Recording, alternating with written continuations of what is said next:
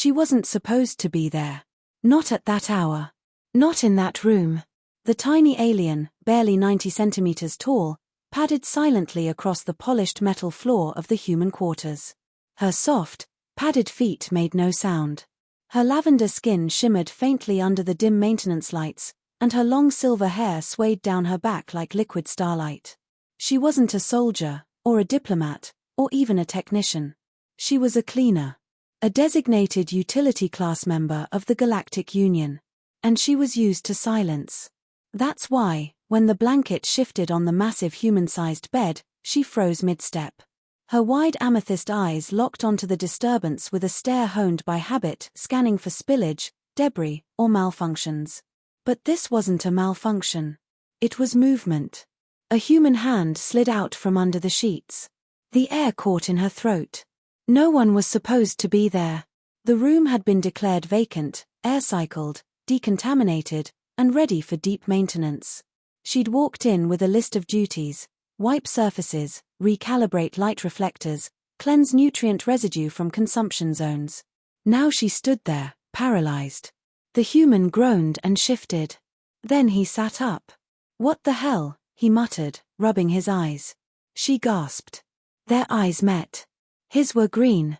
Vividly green, with flecks of gold. Her heart, or the closest biological analog, pounded against her tiny chest. He blinked hard. "Are you real?" she squeaked. It wasn't dignified, but it escaped her mouth anyway. His question wasn't rude, merely startled. The cleaner turned to bolt, her small frame darting toward the exit panel. "Wait." His voice stopped her more effectively than a gravity lock. She halted, trembling. "I'm not gonna hurt you. Who are you?" She turned halfway. Her voice was soft. "Mrilla. Utility class. Cleaning crew. Room not occupied." "Mistake." His brows furrowed. "This room was listed as vacant." "Yes. But I'm clearly here." "Yes." A beat of silence passed. The man looked down at the sheets, then back at her. "How long were you in here?" 16 minutes, she said, quietly. He whistled. "I sleep heavy." Mrilla shifted her feet awkwardly. Her bodysuit clung to her awkwardly. Utility suits weren't designed for comfort, or for encounters like this. The man finally threw off the covers and stood. He was tall, towering over her like a living obelisk. She tilted her head up instinctively.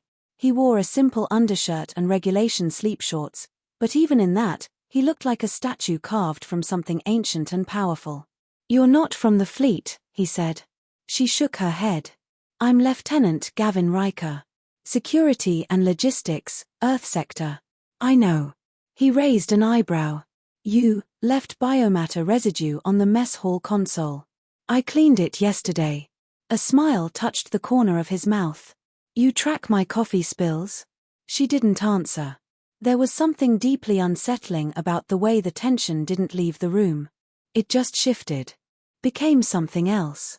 He walked around the bed, slowly, and she watched him like prey tracks a predator, not in fear, but in uncertainty. "I had no idea they had cleaners your size," he said casually.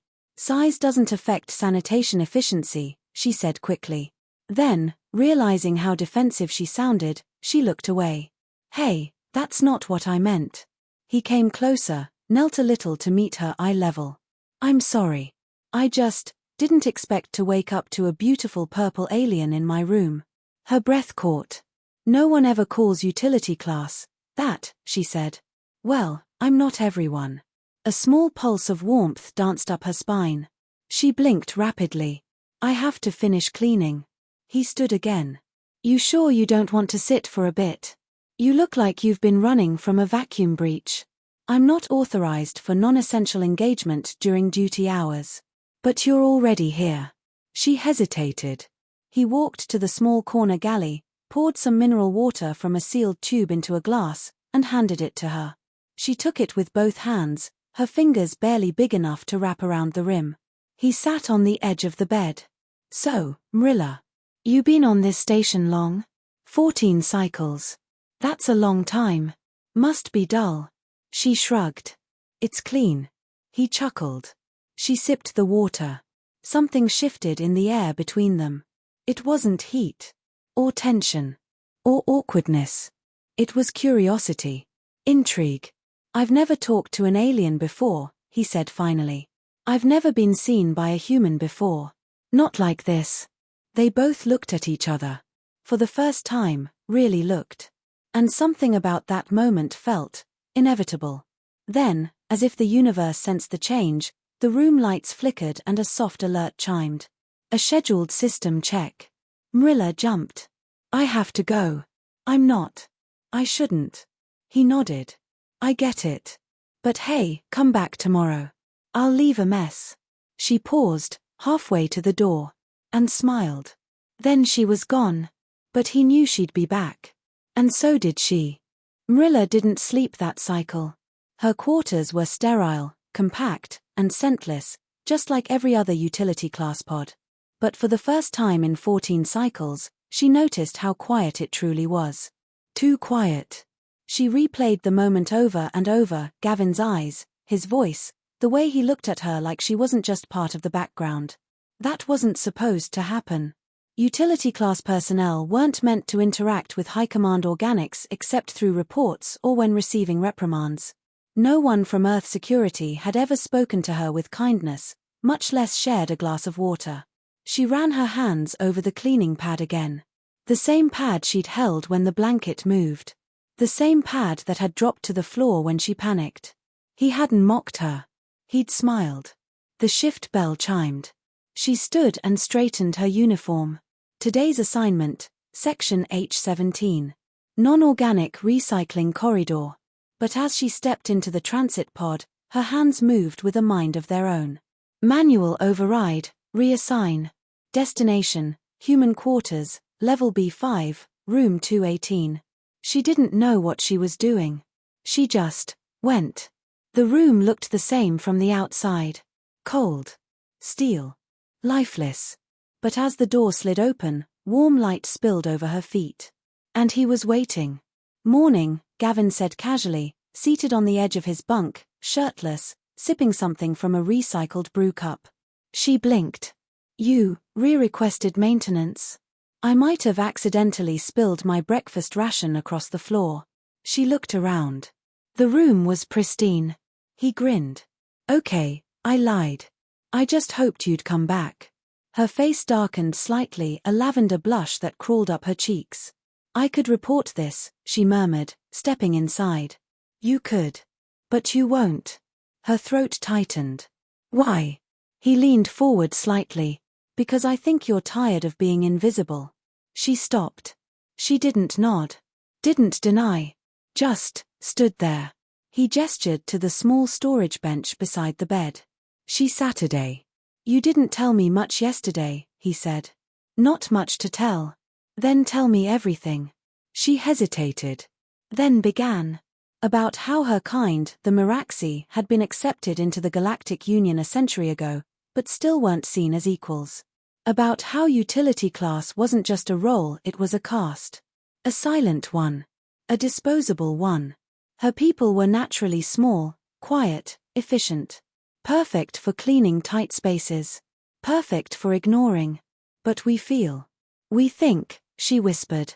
"We dream." Gavin listened, fully. Not interrupting. Not reacting with shock or sympathy. Just absorbing. "And what do you dream about, Mrilla?" She blinked. "Freedom.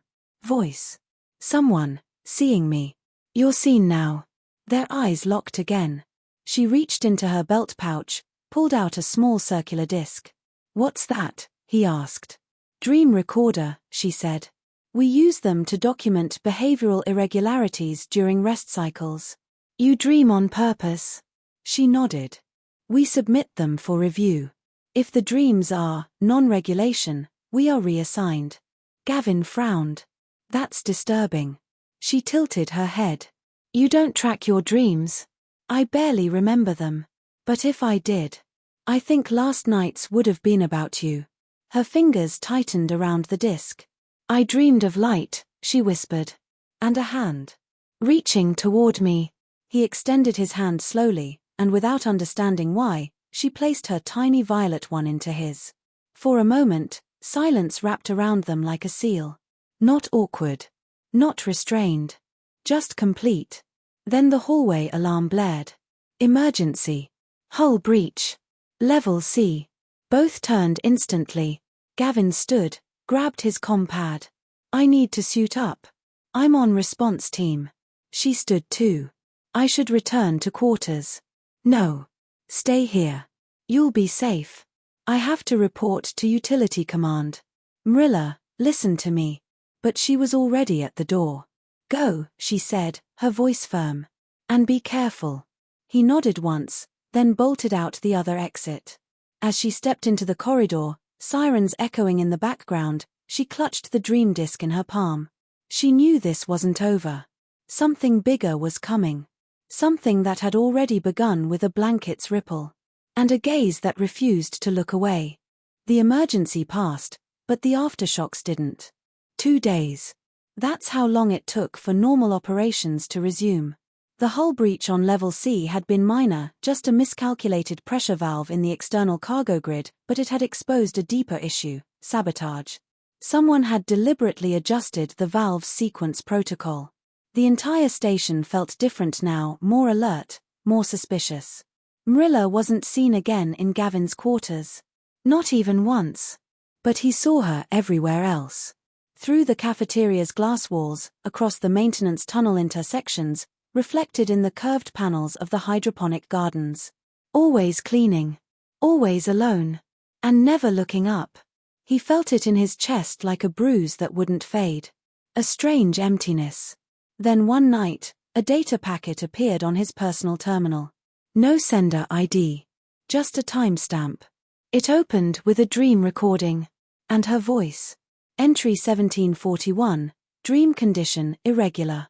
Location, beneath human blanket. Sound, heartbeat. Visual, light on lavender skin.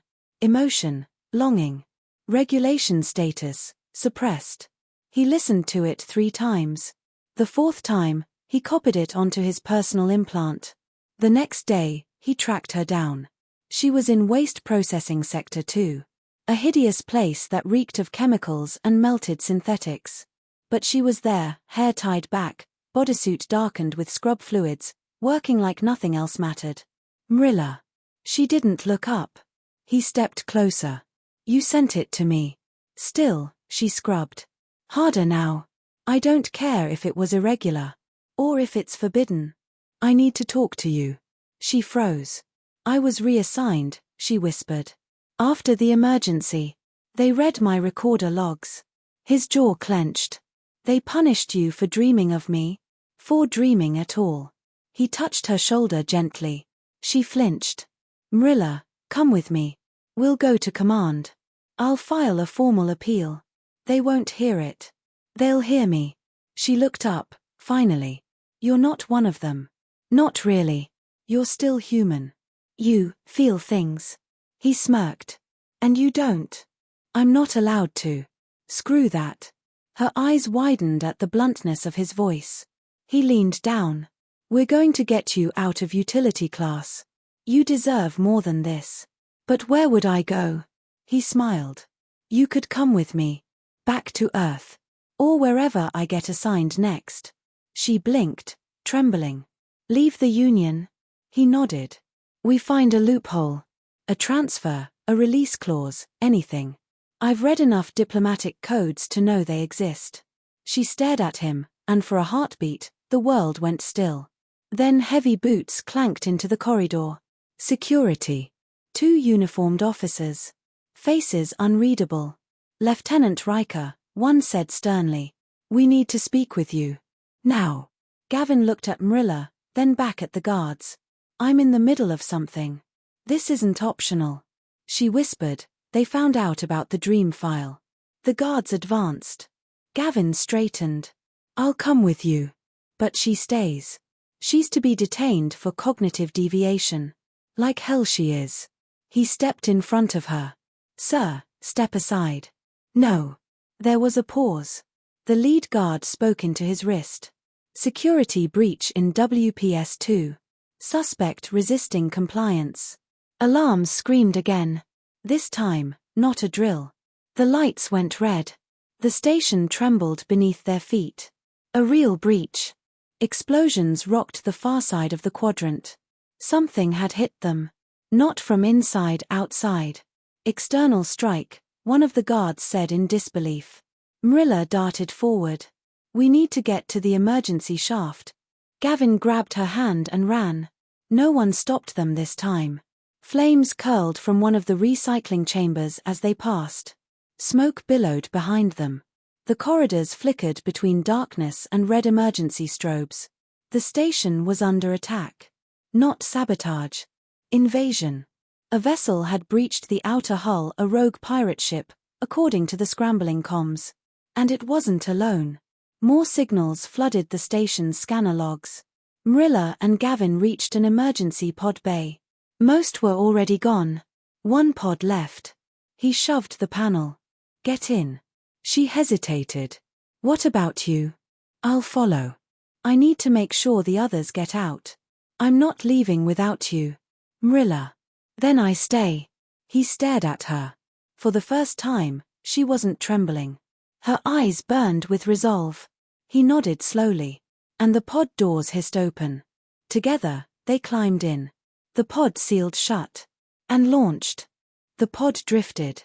Far from the chaos. Far from the station that had once felt like the whole universe to Mrilla. Now, it was just a speck behind them, flickering, sparking, fading.